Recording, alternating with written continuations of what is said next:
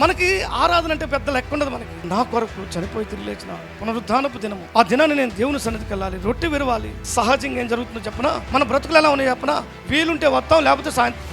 అది కూడా లేకపోతే మన జీవితంలో దాన్ని పునరుద్ధానపు దినాన్ని, ఆదివారాన్ని మనం ఎంత ప్రాముఖ్యంగా తీసుకుంటున్నాం దయచేసి గమనించండి. ఈరోజు ఆదివారం అంటే చాలా మందికి చులకనైపోయిందండి.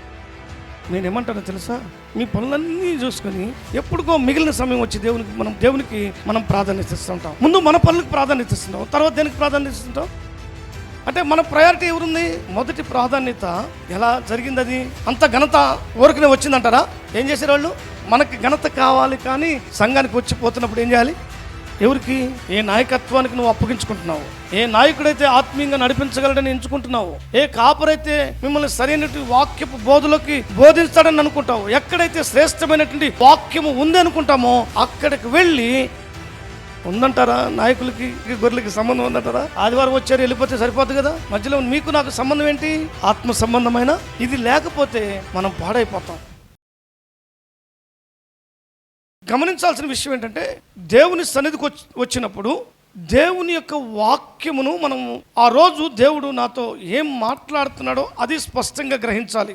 అది లేకపోతే మనం వచ్చి వెళ్ళిపోతుంటాం అంతే. మీరు దేవుని సన్నిధికి వచ్చారంటే ఈరోజు దేవుడు మీతో ఏం మాట్లాడాలనుకుంటున్నాడు, ఎందుకు మాట్లాడాలనుకుంటున్నాడు, దాని ద్వారా మనల్ని ఏం చేయమని చెబుతున్నాడు. ఈ మూడు చాలా ప్రాముఖ్యమైనవి. ఏం మాట్లాడుతున్నాడు, ఎందుకు మాట్లాడుతున్నాడు, దాన్ని మనకు ఏం చేయాలనో ఆయన మనకి తెలియజేస్తా ఉన్నాడు. మనము గ్రహించకపోతే ఇదంతా కూడా మనం వేస్ట్ అయింది. ఈరోజు చాలా సంఘాల్లో జరుగుతున్నటువంటి విషయం ఏంటంటే, వెళుతున్నారు వస్తున్నారు, ఎంజాయ్మెంట్ అయిపోతుంది, సమయాన్ని గడుపుతున్నారు, ఆరాధన చేస్తున్నాము అంటున్నారు. కానీ ఓకే గుడ్, నేను చాలా సంతోషిస్తాను. ఆరాధిస్తున్నాము అంటే దేవుడు ఆరాధనకు యోగ్యుడు. దేవుడు దేనికి యోగ్యుడు? ఆరాధనకు యోగ్యుడు. ఖచ్చితంగా ఆయన ఆరాధించాల్సిందే. ఆయన ఆరాధనకు పాత్రుడు, ఆయన స్తుతులకు పాత్రుడు. ఖచ్చితంగా అందులో ఏ విధమైన అనుమానం లేదు. ఆ దేవుడు ఏమై ఉన్నాడంటే వాక్యమై ఉన్నాడు. ఆ దేవుడు, మనము ఆరాధిస్తున్నటువంటి దేవుడు, నా మాట వినండి, మనము ఆరాధిస్తున్నటువంటి దేవుడు ఏమై ఉన్నాడు? వాక్యమై ఉన్నాడు. ఆ వాక్యము తెలియకుండా మనం ఆరాధిస్తున్నాం అనుకోవటం మన యొక్క గుడ్డితనం. ఆ దేవుడు ఏమై ఉన్నాడు చెప్పాలి? ఆ దేవుడు ఏమై ఉన్నాడు? వాక్యమై ఉన్నాడు. ఆ వాక్యమే మనకు తెలియకపోతే ఆ వ్యక్తిని మనం ఏ విధంగా ఆరాధించగలుగుతాం? ఆ వ్యక్తిని ఏ విధంగా గణపరచగలుగుతాం? ఆ వ్యక్తి ఎలాంటి వాడో తెలియకపోతే మనం ఏ విధంగా ఆయన గణపరచగలుగుతాం? గణపరచలేం. ఈరోజు చాలామంది పరిస్థితి ఇలాగే తయారైంది. ఖచ్చితంగా దేవుని ఆరాధించాల్సిందే, దేవుని గణపరచాల్సిందే. గణపరిచే ముందు, ఆరాధించే ముందు ఆయన ఏమై ఉన్నాడో అది మనం గ్రహించాలి. ఆయన వాక్యమై ఉన్నాడు. ఆ వాక్యము కృపా సత్య సంపూర్ణుడిగా మన మధ్య నివాసం చేస్తున్నాడు. శరీరధారిగా వచ్చాడు. శరీరధారిగా వచ్చి మన మధ్య నివసించి ఈ సమయంలో ఆత్మరూపిగా మన మధ్య ఉన్నాడు. దేవునికి మహిమ కలుగును గాక. అయితే నేను ఈరోజు మీకు చెప్పాలనుకుంటున్నటువంటి విషయం ఏంటంటే, ఆ కాలములో, ఏ కాలములో? ఎల్కానా కుటుంబము జీవిస్తున్నటువంటి కాలము. ఎల్కానా ఎక్కడ నివాసం చేస్తున్నాడు? రామా అనేటువంటి ఊరిలో ఆయన నివసిస్తా ఉన్నాడు. అయితే ఈ కుటుంబము ఆ కాలంలో ఉన్నటువంటి పరిస్థితులకి భిన్నంగా ఉన్నటువంటి కుటుంబం. గుర్తుపెట్టుకోండి, ఆ కాలంలో ఉన్నటువంటి ప్రజలకు భిన్నంగా ఉన్నటువంటి కుటుంబం. ఆ కాలంలో ఉన్నటువంటి పరిస్థితులు ఎలా ఉన్నాయంటే, రాజు లేడు, నాయకుడు లేడు, ప్రజలు వారి ఇష్టానుసారంగా జీవిస్తున్నారు. అర్థమైందా? నాయకులు లేకపోతే ఏమైంది? నాయకులు లేని జనులు ఏమవుతారు? చెడిపోతారు. అందుకని యేసుప్రభు వారు కూడా ఒకసారి అంటాడు, కాపరు లేని గొర్రెలు చెదిరిపోయి ఉండడం చూసి అయ్యో కాపరు లేని గొర్రెల వలె ఉన్నారని. అంటే ఏం కావాలి మనకి? నాయకుడు అవసరం, నడిపించేటువంటి నాయకుడు అవసరం.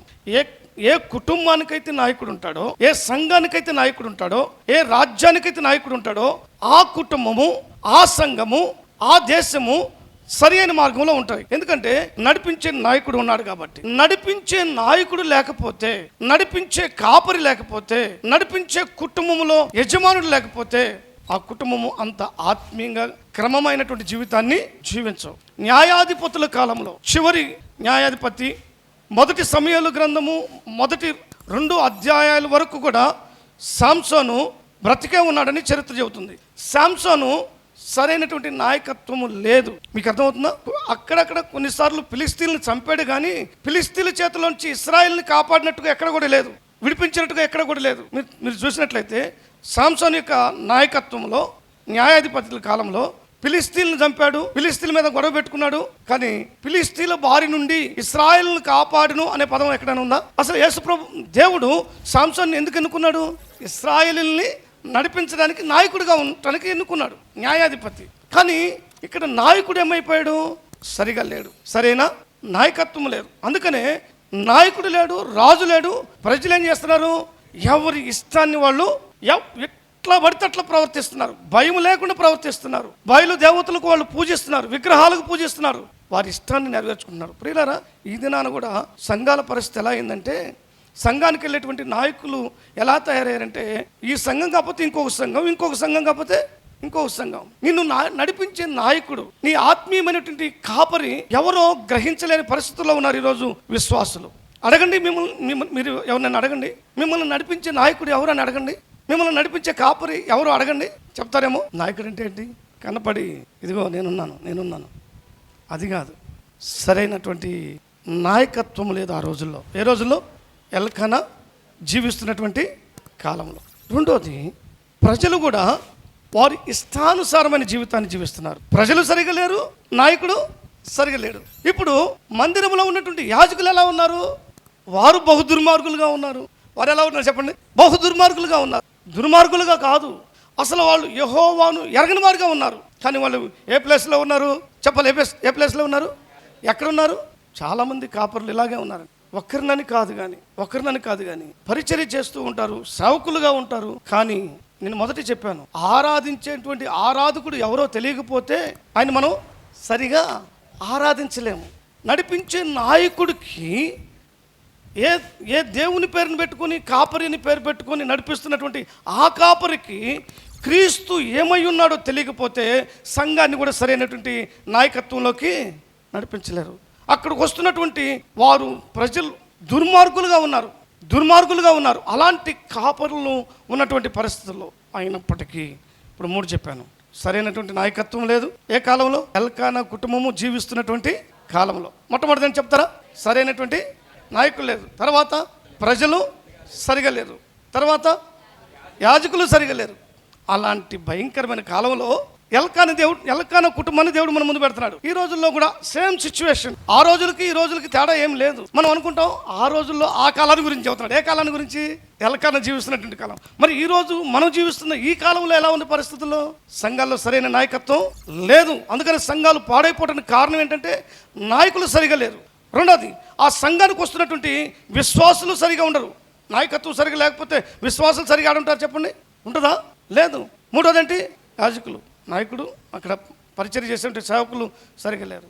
అలాంటి పరిస్థితుల్లో నేను ఖచ్చితంగా చెబుతాను, నన్ను నడిపించే ఒక నాయకుడు నాకున్నాడు, నేను మిమ్మల్ని నడిపిస్తున్నాను.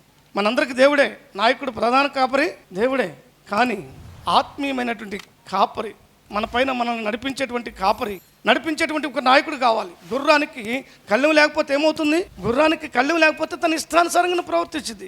ఈరోజు నీ యొక్క ఆత్మీయ జీవితం సరైన మార్గంలో వెళ్ళాలి అంటే నీకు కళ్ళెం వేసేటువంటి ఒక నాయకుడు కావాలి, నిన్ను నడిపించేటువంటి ఒక నాయకుడు కావాలి. నువ్వు తప్పు చేస్తున్నప్పుడు నువ్వు అటు కాదు వెళ్ళాల్సింది, ఇటు అని చెప్పేటువంటి ఒక నాయకుడు కావాలి. అది లేకపోతే నీ ఇష్టం వచ్చినట్టుగా ప్రవర్తిస్తావు. నీ మనసుకు వచ్చింది సరైంది అనుకుంటావు, నాకు ఇదే సరైంది అనుకుంటావు, నా మనసుకు వచ్చింది, నాకు ఇష్టమైంది, ఇదే ఆత్మీయత అనుకుంటాం. కానీ అది ఆత్మీయతో కాదో నిన్ను నడిపించేటువంటి కాపరి చాలా అవసరం. దేవునికి మహిమ కలుగును గాక. హల్లెలూయా, హల్లెలూయా. అయితే ఆ రోజుల్లో, ఆ దినాల్లో, ఇప్పుడు మొదటి అధ్యాయం 3వ వచనం మళ్ళీ ఒకసారి చదవండి.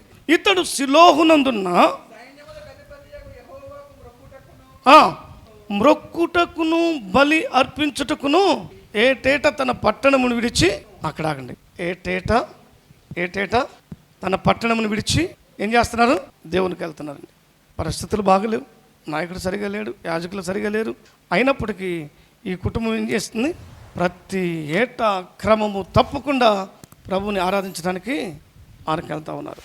అంటే ఆరాధించడంలో, దేవుని సన్నిధికి వెళ్ళడం వారికి అది చాలా ప్రాముఖ్యమైంది.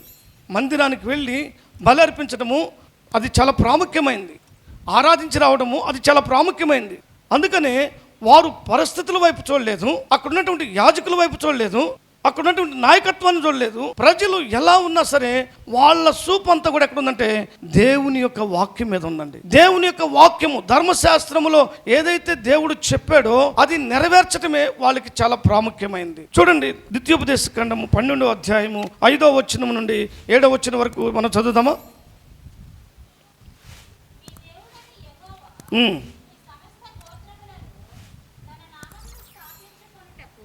నివాస స్థానముగా ఏర్పరచుకొని స్థలమును వెదకి అక్కడికి యాత్రలు చేయుచుండవలెను. యాత్రలు చేయుచుండవలెను. చదవండి. అక్కడికే మీరు మీ దహన బలులను, మీ బలులను, మీ దశమ భాగములను, ప్రతిష్ఠితములుగా మీరు చేయు నైవేద్యములను, మీ మొక్కుబడి అర్పణలను, మీ స్వేచ్ఛార్పణములను, పశువులలోను, గొర్రె మేకలలోను తొలుచూలు వాటిని తీసుకొని రావలెను. చాలు, అక్కడికే వెళ్ళాలి. సిలోహులో ఉన్న మందిరము, ఈయన ఎక్కడున్నాడు? రామాలో ఉన్నటువంటి ఈ కుటుంబము ప్రతి ఏటా వారు వెళుతూ ఉన్నారు. ఇశ్రాయేలీలు సంవత్సరానికి 3 సార్లు వెళ్ళే సందర్భం ఉంది, సంవత్సరానికి ఒకసారి వెళ్ళే సందర్భం ఉంది. ఇక్కడ నేను మీకు చెప్పాలనుకుంటున్నటువంటి విషయం ఏంటంటే, పరిస్థితులు ఎట్లా ఉన్నా, ప్రజలు ఎలా ఉన్నా, నీ చూపు, నీ ఆలోచన, నీ తలంపు దేవుని వాక్యం మీదే ఉండాలి. దేవుని వాక్యం వైపు చూడాలి. సహజంగా సంఘానికి వచ్చేటువంటి ప్రజలు ఏం చేస్తూ ఉంటారంటే, సేవకుని వైపు, ఆ చుట్టూ ఉన్నటువంటి ప్రజల వైపు వాళ్ళు చూస్తూ ఉంటారు. కానీ వారి యొక్క ప్రాధాన్యత, వారి యొక్క ప్రాముఖ్యత ఏంటంటే, ప్రతి ఏటా క్రమము తప్పకుండా ప్రభుని ఆరాధించాలి, ప్రభుని ఘనపరచాలి, అక్కడికి వెళ్ళి మొక్కుబడులు చెల్లించుకోవాలి. దేవునికి మహిమ కలుగును గాక. హల్లెలూయా. సో ఇక్కడ మన యొక్క దృష్టి, మన యొక్క ఆలోచన దేవుని వాక్యాన్ని నెరవేర్చేవారిగా ఉండాలి. అందుకనే ఆ కాలముననే పదాన్ని అక్కడ పరిశుద్ధాత్మ దేవుడు ఎందుకు పెట్టాడు అనుకున్నారు? పరిశుద్ధాత్మ దేవుడు ఒక విషయాన్ని వ్రాయించి పెట్టాడంటే ఎంతో ప్రాముఖ్యత ఉంటుంది. ఆ కాలమున ప్రజలు చెడిపోయినటువంటి కాలమున, ఆ కాలమున నాయకుడు లేని కాలమున, ఆ కాలమున యాజకులు చెడిపోయినటువంటి కాలమున, ఆ కాలంలో ప్రత్యేకించబడినటువంటి ఒక కుటుంబాన్ని పరిశుద్ధాత్మ దేవుడు మనకి బయలుపరుస్తున్నట్టు. దాని అర్థం ఏంటంటే, వారు వీరికంటే భిన్నమైన వారిగా ఉన్నారు. వీరికంటే ఎలా ఉన్నారమ్మా? భిన్నమైన వారిగా ఉన్నారు. దేవుడు మన పట్ల కోరేది కూడా అంతే. మనము సమాజంలో కలిసిపోవటం కాదు కావాల్సింది, సమాజములో నుండి, లోకములో నుండి దేవుడు మనల్ని ప్రత్యేకించుకున్నాడు. ఎందుకంటే మనం ఒక ప్రత్యేకించబడినటువంటి జనము. అందుకని 1 పేతురు రాసిన పత్రిక 2వ అధ్యాయము 9వ వచనంలో ఒక మాట అంటాడు, చీకటిలో నుండి ఆశ్చర్యకరమైన తన వెలుగులోనికి పిలిచాడు ఏర్పరచబడిన వంశమును, పరిశుద్ధ జనమును, దేవుని సొత్తైన ప్రజలునై ఉన్నారు. దేవుని సొత్తైన ప్రజలుగా ఉన్నాం అంటే లోకములో నుండి మనల్ని ఏం చేశాడంట? వేరుపరిచాడు. చూడండి, అక్కడ సమాజం అంతా పాడైపోయినప్పటికీ వారిలో నుండి ఒక ప్రత్యేకించబడినటువంటి ఒక స్టార్ కనపడుతున్నాడు. అక్కడ ఒక స్టార్. ఏ స్టార్ అది? ఎల్కానా కుటుంబం అనే ఒక స్టార్. దుస్తులకు ఈ తరము వారికి మీరు వేరై ఉండి జ్యోతుల వలె ఉండమంటాడు. ఎలా ఉండాలంట మనం? జ్యోతుల వలె. జ్యోతి ఎక్కడ ఉంటుంది? స్టార్ ఎక్కడ ఉంటుంది? నక్షత్రాలు ఎక్కడ ఉంటాయి చెప్పండి? పైన ఉంటాయి. ఆ దాంతో దేవుడు మనల్ని పోల్చాడండి. ఎప్పుడు కూడా మనం జనాలలో ఒకళ్ళం కాదు, జనములో నుండి ప్రత్యేకించబడినటువంటి వారము, జనములలో నుండి దేవుడు ఏర్పరచుకున్నటువంటి వారము, ఒక ప్రత్యేకమైన జీవితాన్ని జీవించి చూపించేటువంటి ఒక ప్రత్యేకమైన వ్యక్తులము అనే విషయాన్ని మనము గమనించాలి. ఏం గమనించాలి? మనము ఒక ప్రత్యేకించబడినటువంటి వ్యక్తులము. అందరిలో ఒకళ్ళం కాదు, అందరితో మనం కాదు, అందరిలో నుండి ప్రత్యేకించబడినటువంటి వారం, చీకటిలో నుండి వెలుగులోకి వచ్చినటువంటి వారం. మనము వెలుగు సంబంధులము కాబట్టి వెలుగు సంబంధుల వల్ల మనం జీవించాలి. ఎల్కానా కుటుంబము ఒక ప్రత్యేకించబడినటువంటి కుటుంబము, ఒక ప్రత్యేకంగా ఫోకస్ చేస్తున్నాడు దేవుడు అక్కడ. అందుకనే ఆ కాలమున ఆ కుటుంబంలోంచి దేవుడు గొప్ప కార్యాలు చేయబోతున్నటువంటి ఒక ప్రత్యేకమైనటువంటి సందర్భాన్ని గురించి మాట్లాడుతున్నాడు. కొంతమంది ఇశ్రాయేల్ ప్రజల్లో నుంచి ఒకే పర్సన్ని ఎందుకు చూపిస్తున్నాడు? కొన్నిసార్లు స్టాఫ్ చాలా మంది ఉండొచ్చు వర్క్ చేసేటప్పుడు, ఆ స్టాఫ్ అందరిలో నుంచి ఒక వ్యక్తిని చూపిస్తారంటే ఎందుకు చూపిస్తున్నాడు? వారిలో నుండి ఒక ప్రత్యేకించబడినటువంటి వ్యక్తిగా, ఏదో ఒక ప్రత్యేకమైన టాలెంట్స్ కలిగినటువంటి వ్యక్తిగా ఉన్నాడు. ఈరోజు మన జీవితాల్లో, మన ఆత్మీయమైన జీవితంలో కూడా మనము ప్రత్యేకించబడినటువంటి వారము. ప్రజలతో కాదు కానీ, ప్రజల వైపు కాదు కానీ, మనము దేవుని వైపు చూస్తూ వేరు చేయబడినటువంటి వ్యక్తులుగా, ప్రత్యేకించబడినటువంటి వ్యక్తులుగా మన జీవితాన్ని చూపించాలి. దేవునికి మహిమ కలుగును గాక. ఒకసారి ప్రశ్న వేసుకుందాం. ఉందా నీకు ఆ ప్రత్యేకమైన జీవితం? అందరిలో నేను కూడా ఒకళ్ళంటారా? చూడండి, బబులోను దేశమంతా ఒకటైంది. బబులోంచి జనులంతమంది ఒకటైనా ప్రత్యేకించబడినటువంటి స్టార్స్ నలుగురు ఉన్నారు అక్కడ. బబులోన్ అంతా ఒకటైంది. బబులోన్లో ఉన్న వాళ్ళందరూ కూడా ఒక చాట చేరి అందరూ కూడా ప్రతిమకు మొక్కుతానే ఉన్నారు. అక్కడ ఉన్నటువంటి ప్రజలందరూ కూడా వచ్చేసారు. అంతమంది ప్రజలలో ఒక నలుగురు ఏర్పరచబడినటువంటి వారు, ప్రత్యేకించబడినటువంటి వారు, లోకంలో వెలుగుగా ప్రత్యేకంగా కనబడినటువంటి వ్యక్తులు. ఆ వ్యక్తుల పేర్లు ఏంటో మనకు బాగా తెలుసు కదా. మరి అలాంటి లైఫ్ను మనం ఎందుకు చేయకూడదు? కలిసిపోయారా వాళ్ళు? కలిసిపోయారా? అందరూ మొక్కుతున్నారులే, మనకెందుకు ఇచ్చిన శ్రమ, మనకెందుకు వచ్చిన బాధ, అందరితో మనం కూడా మొక్కేద్దాం అని అనుకున్నారా? అని అనుకుంటే అక్కడ దేవుడు గణపరిచేవాడు కాదు, దేవుడు గణపరచబడేవాడు కాదు. అలా అనుకుంటే వారు ప్రత్యేకించబడినటువంటి వ్యక్తులుగా వారు ఉండరు.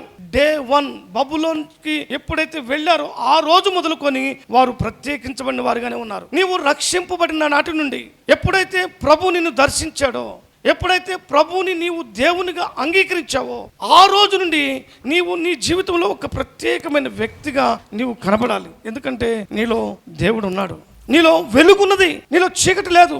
ఒకప్పుడు చీకటి నీలో ఉంది. ఒకప్పుడు గతించిన కాలము, ఏ కాలం అది? గతించిన కాలం ఏమైంది? చీకటి అయి ఉన్నారు.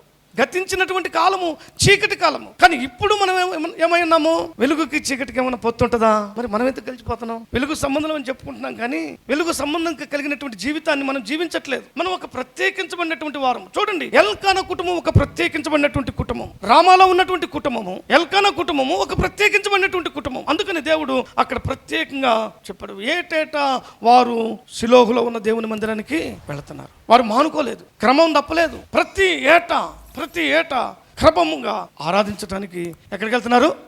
నీవు నేను క్రమము తప్పకుండా ప్రభు సన్నిధికి వస్తున్నామా? పాత నిబంధన కాలంలో సంవత్సరానికి ఒక్కసారి కావాలి, కానీ నూతన నిబంధన కాలంలోకి వచ్చేటప్పటికి అపోస్తలుల కార్యములు 2వ అధ్యాయం 42వ వచనం చూడండి. మీరు మూర్ఖులకు ఈ తరము వారికి వేరై రక్షణ పొందుడని వారిని హెచ్చరించును. కాబట్టి అతని వాక్యం అంగీకరించిన వారు, అమ్మమ్మ ఏంటది? అతని వాక్యము అంగీకరించినటువంటి వారు బాప్తిజము పొందిరి. ఆ దినమందు ఇంచుమించు 3,000 మంది చేర్చబడిరి. 3,000 మంది చేర్చబడిరి. వీరు అపోస్తల బోధయందును సహవాసమందును రొట్టె విరుచుటయందును ప్రార్థన చేయటయందును ఆమేన్ హల్లెలూయా. ఎలా ఉన్నారు వీళ్ళు? ఎలా ఉన్నారు? వాక్యాన్ని అంగీకరించిన వారు. ఎవరు వీరు? బాప్తిజం తీసుకున్న వారు. ఎవరు వీరు? క్రమముగా ప్రభుని ఆరాధిస్తున్నటువంటి వారు. దేవునికి మహిమ కలుగును గాక. ఎవరంటే వీళ్ళు? చెప్పండి. వాక్యాన్ని అంగీకరించినటువంటి వారు. వీళ్ళెవరు? బాప్తిజం తీసుకున్నటువంటి వారు. వీళ్ళెవరు? ప్రతి దినము తప్పక సహవాసంలో అపోస్తలుల బోధయందును సహవాసమందును రొట్టె విరుచుటయందును ప్రార్థన చేయట్లో ఏమాత్రము ఎడతెగక ఉన్నారండి. అంటే క్రమం తప్పకుండా ఉన్నారు. మనం ఎన్నిసార్లు తప్పుంటాం చెప్పండి క్రమం? మనకి ఆరాధన అంటే పెద్ద లెక్క ఉండదు. మనకి నా కొరకు చనిపోయి తిరిగి లేచిన పునరుద్ధానపు దినము, ఆ దినాన్ని నేను దేవుని సన్నిధికి వెళ్ళాలి, రొట్టె విరవాలి, నేను ఆయన్ని జ్ఞాపకం చేసుకోవాలి, సంఘముతో కూడి నేను ప్రభుని స్తుతించాలి, సహవాసంగా ఆయన్ని ఆరాధించాలి అని ఎంతమంది మీ హృదయాల్లో ప్రాముఖ్యంగా ఎంచుకున్నారు. ప్రాముఖ్యంగా ఎప్పుడైతే ఎంచుకుంటామో అప్పుడు మనకు వస్తాం. సహజంగా ఏం జరుగుతుందో చెప్పనా? మన బ్రతుకులు ఎలా ఉన్నాయో చెప్పనా? వీలుంటే వస్తాం, లేకపోతే సాయంత్రం వస్తాం. అది కూడా లేకపోతే నెక్స్ట్ వచ్చేవారు. అర్థమైందా? మన జీవితంలో దాన్ని పునరుద్ధానపు దినాన్ని ఆదివారాన్ని మనం ఎంత ప్రాముఖ్యంగా తీసుకుంటున్నాం? ఆదివారం పునరుద్ధాన దినము మనకి అంత ప్రాముఖ్యత కాదా? ఈ వారం కాకపోతే వచ్చేవారం మాదాం అనుకుంటామా? వచ్చేవారం కాకపోతే ఇంకొక వచ్చేవారం మాదాం అనుకుందామా? కొత్త నిబంధన కాలంలో ఎడతెగని సహవాసము, ఎడతెగని ప్రార్థన, ఎడతెగనటువంటి దేవుని జ్ఞాపకం చేసుకోవటం. రొట్టె విరటం అంటే ఏంటి? ప్రభుని జ్ఞాపకం చేసుకోవటం. ప్రభుని జ్ఞాపకం చేసుకోవటమే కాదు, వారి జీవితాల్లో సరి చేసుకోవడం ఉందా లేదా? 1 కొరింథీయులకు రాసిన పత్రిక 11వ అధ్యాయంలో ఏమన్నారు? ఇది ఆయన శరీరమని, ఇది ఆయన రక్తమని వివేచింపక తిని త్రాగువాడు ఏమవుతున్నాడట? శిక్షా విధికి కారకులవుతున్నారు. కాబట్టి మనమే పరీక్షించుకుందాం. అంటే ఆదిమ సంఘం ఏం చేస్తా ఉంది? పరీక్షించుకుంటా ఉంది. ఎప్పటికప్పుడు పరీక్షించుకుంటా ఉన్నారు, ఎప్పటికప్పుడు సహవాసం కలిగి ఉన్నారు, ఎప్పటికప్పుడు ప్రార్థన జీవితాన్ని కలిగి ఉన్నారు. తెగని జీవితాన్ని జీవిస్తున్నారండి. ఆ కాలంలో, ఏ కాలంలో? ఎల్కానా కాలంలో తెగక ప్రతి ఏట వారు ప్రభు సన్నిధికి వెళ్ళి ఆరాధిస్తూ ఉన్నారు. దయచేసి గమనించండి. ఈరోజు ఆదివారం అంటే చాలా మందికి చులకనైపోయిందండి. నేను ఏమంటానో తెలుసా? మీ పనులన్నీ చూసుకొని ఎప్పుడుకో మిగిలిన సమయం వచ్చి దేవునికి మనం దేవునికి మనం ప్రాధాన్యత ఇస్తుంటాం. ముందు మన పనులకు ప్రాధాన్యత ఇస్తుంటాం, తర్వాత దేనికి ప్రాధాన్యత ఇస్తుంటాం? దేవునికి. అంటే మన ప్రయారిటీ ఎవరుంది? ఏదుంది? మన పనులు ఉన్నాయి. మొదటి ప్రాధాన్యత దేవునికి ఇవ్వకపోతే బబులోను రాజ్యమంతా యెహోవా దేవుణ్ణి స్తుతించండి అని చెప్పగలిగేవారంటారా? లేదు కదా. వారు ప్రత్యేకించుకున్నారు. కాబట్టి బబులోను దేశం అంతా కూడా ఇదిగో వీరి దేవుడే సజీవుడు, ఈయన దేవుణ్ణి మనం మీరు అందరూ ఆరాధించాలని ఏమైనా తాకీదులు పంపించబడ్డాయి. ఎలా జరిగింది అది? అంత ఘనత ఊరకనే వచ్చిందంటారా? అంత ఘనత అంత ఊరకనే వచ్చిందా? ఏం చేశారు వాళ్ళు? తెగించి ప్రాణం పోయినా పర్లేదు, నా దేవుణ్ణి నేను గణపరచాలి, నేను నమ్మిన దేవుణ్ణి నేను గణపరచాలి, నా కొరకు ప్రాణం పెట్టి చనిపోయి తిరిగి లేచిన దేవుణ్ణి నేను గణపరచాలి అని అనుకున్నారు. కాబట్టే దేవుడు వారిని గణపరిచాడు. నన్ను గణపరచు వారిని నేను గణపరచుదును. దేవుణ్ణి వారు గణపరిచారు, వారిని దేవుడు గణపరచాడు. మనకి ఘనత కావాలి కానీ దేవుని మాత్రం గణపరచం, దేవునికి ప్రథమ స్థానాన్ని ఇవ్వము. గమనించండి, మనకు బాగా తెలిసినటువంటి ఇంకొక వచనాన్ని కూడా చూద్దాం. ఎబ్రీయులకు రాసిన పత్రిక 10వ అధ్యాయం 25వ వచనం. కొందరు మానుకొనుచున్నట్టుగా సమాజంగా కూడుకున్నట మానక ఒకరినొకడు హెచ్చరించుచు ఆ దినము సమీపించుట మీరు చూచిన కొలది. ఏంటంటే అమ్మా ఒకసారి మీ తలకు చూడండి. మీరు చూచిన ఏం చూస్తున్నాం? మనం ఉందా? గ్రహింపు ఉందా మనకి? అసలు ఏం చూస్తున్నాం మనం? ఆ దినము సమీపించిన కొలది. ఏ దినము? ప్రభు రాకడ దినము. ప్రభు రాబోతున్నాడు.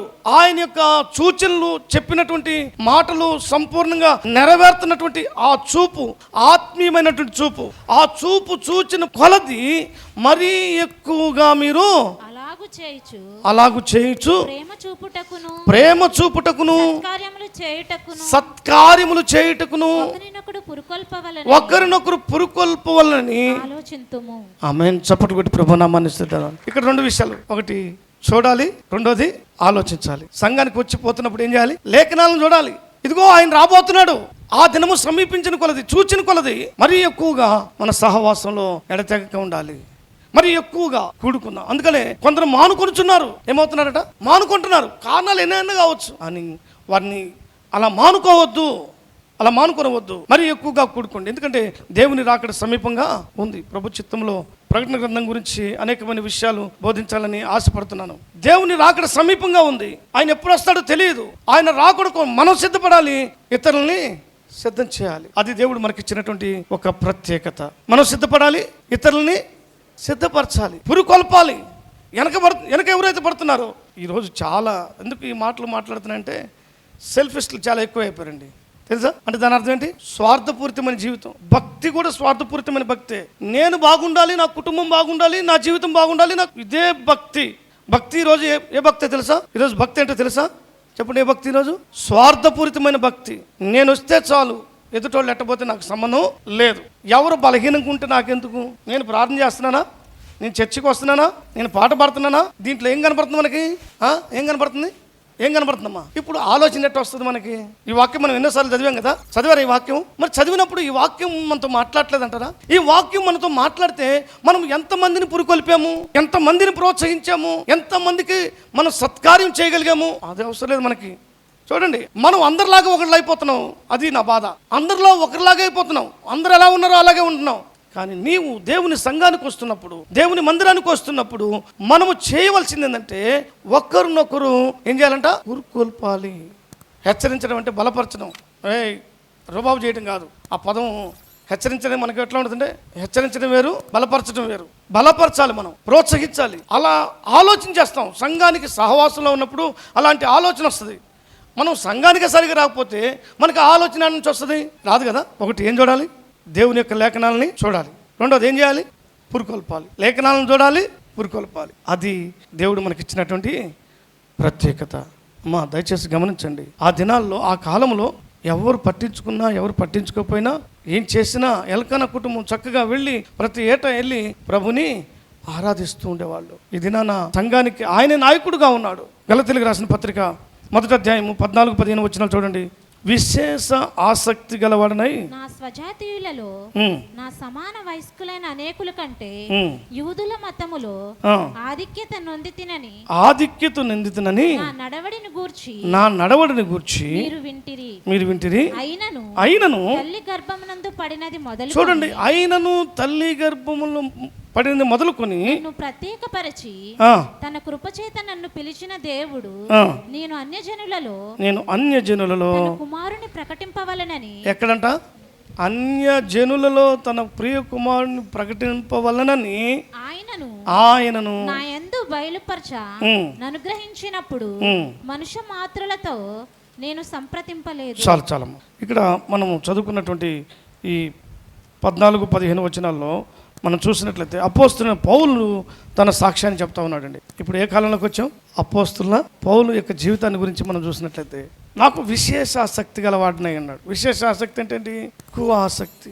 దేవుడు నన్ను ఏర్పరచుకున్నాడు, దేవుడు నన్ను ప్రత్యేకించుకున్నాడు, దేవుడు నన్ను ఏర్పరచుకోవడమే కాదు ప్రత్యేకించుకున్నాడు. అన్యజనులలో ఏం చేయాలంట? ఆయన కుమారుణ్ణి ప్రకటించుట కొరకు. ప్రకటించే వ్యక్తులుగా మనము ఉండాలి, ప్రోత్సహించే వ్యక్తులుగా మనం ఉండాలి, ఏర్పరచబడేటువంటి వ్యక్తులుగా మనం ఉండాలి. అంతేగాని పరిస్థితుల వైపు మనము చూడటం కాదు. పరిస్థితుల వైపు చూస్తే మనం ఏమైపోతాము? పడిపోతాము. పరిస్థితుల వైపు చూస్తే మనం కృంగిపోతాము. కానీ పరిస్థితులకు పైన ఉంటే, ఎక్కడ పరిస్థితులకి పైన ఉన్నట్లయితే వాటిని అధిగమించగలుగుతాము. అక్కడ ఉన్నటువంటి పరిస్థితులు ఏంటి? మళ్ళీ చెప్తున్నాను. ఆ కాలంలో ఉన్నటువంటి పరిస్థితులు ఏంటివి? జనులు ఇష్టానుసారంగా జీవిస్తున్నారు, నాయకుడు లేడు, యాజకులు చెడిపోయారు. ఆ కాలంలో ఎలకన కుటుంబము. అందుకని దేవుడు తన కుటుంబంలో నుంచి ఒక ప్రత్యేకమైన వ్యక్తిని దేవుడు అనుగ్రహించాడు. దేవునికి మహిమ కలుగును గాక. దేవుడు వారిని విడిచిపెట్టలేదు, దేవుడు వారికి అన్యాయం చేయలేదు. గొప్ప నాయకుడిని తన కుటుంబం నుంచి దేవుడు లేవనెత్తుకున్నాడు.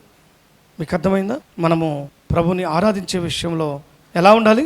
ప్రత్యేకించబడినటువంటి వ్యక్తులుగా ఉండాలి. మనము పేరుకు మాత్రమే దేవుని పిల్లలని చెప్పుకుంటున్నాం, కానీ దానికి తగ్గట్టుగా మన జీవితాలు ఉండట్లేదు. 1 పేతురు రాసిన పత్రిక 4వ అధ్యాయము 3వ వచనం.